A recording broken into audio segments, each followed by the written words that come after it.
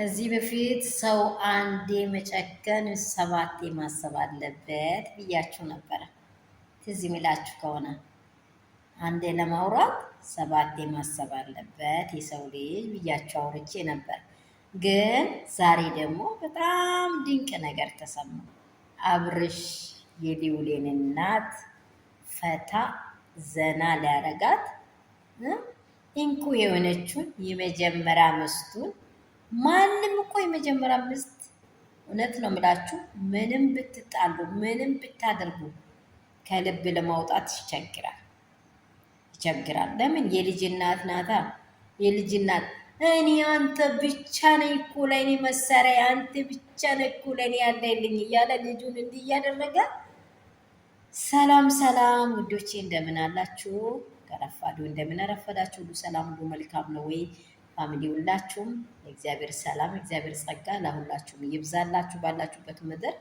እግዚአብሔር ደግሞ ምድራችንን ሰላምና ጸጋን ያብዛት በበረከቱ ይያት እላችኋለሁ። እንዴት ናችሁ? ዛሬ ደግሞ በጣም ደስ የሚል ዜና ሰማነው ማለት ነው። አብርሽና ሩትዬ በጣም ልብ ፍቅር ያላቸው ሰዎች ናቸው።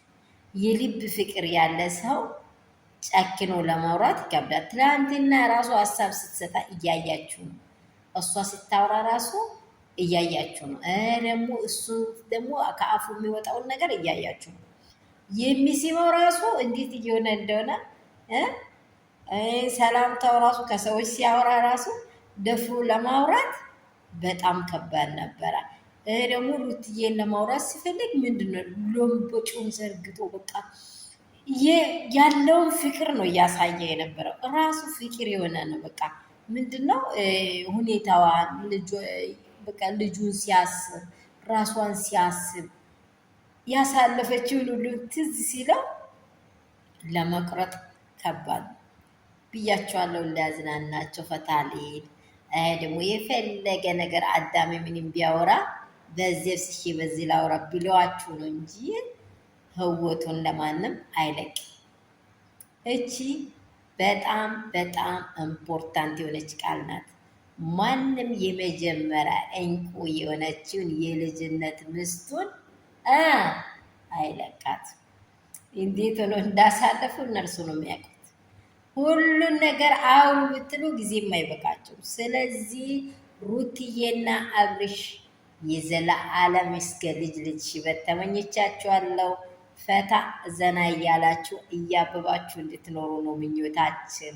ሩትዬ ጀግና ትችያለሽ በሁሉ እውነት። ሰነፎችን ቃርቅሬና ወደታች ብትሽ አንቺ ላይ መሆን ነው ያለበት እንጂ ምንም በፍቅር ማሸነፍ ነው ያለው እንጂ ምንም ነገር የሰው ዛቻ አትስሚ፣ ማንንም ቅራ ቀቦ ነገር አትስሚ።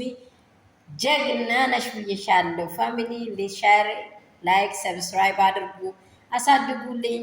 መዳም ቤት አንዴ ላብ አንዴ ሙቀት አንዴ ምን እያደረገ የመዳም ቅመሞችን እያያችሁ ነው። ላበላቦነን ጠዋት ለብሰን ማታ እየወረወረን እንዲህ እየሆነን ነው እየኖረን ያለ ነው። በዚህ እንዴ ዝም የሚል ራሱ በቃ ይቀጣል። እሱ ሰው ይቀጣል። መዳም ቤት ላለች ሴት መጀመሪያ ለእሷ ኦኬ።